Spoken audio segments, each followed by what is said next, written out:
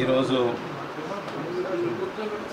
Navanatha Siddheshwara pyramid committee సభ్యులు నా దగ్గర రావడం జరిగింది.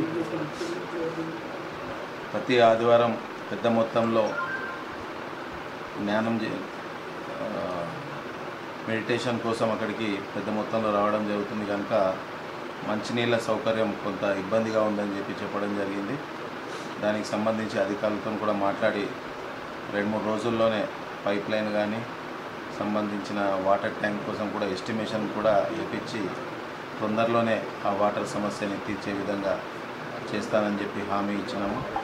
తప్పకుండా అన్ని రకాలుగా ఈ మున్సిపల్ కానీ నియోజకవర్గంలో కానీ ఏ సమస్య ఉన్నా కానీ కాంగ్రెస్ ప్రభుత్వం పేదల పక్షాన అందరి పక్షాన పనిచేస్తూ ఆ సమస్యలన్నీ కూడా ఒకటిగా తీర్చే విధంగా పనిచేస్తారని చెప్పి కూడా హామీ ఇస్తున్నాం. కమిటీ సభ్యులకి ఎటువంటి అసౌకర్యం ఉన్నా కానీ తప్పకుండా మేము మీకు అండగా ఉంటాం. అన్ని రకాలుగా మీ యొక్క సమస్యలు తీర్చే విధంగా మేమందరం కూడా పనిచేస్తామని చెప్పి కూడా హామీ ఇవ్వడం జరిగింది. ధన్యవాదాలు.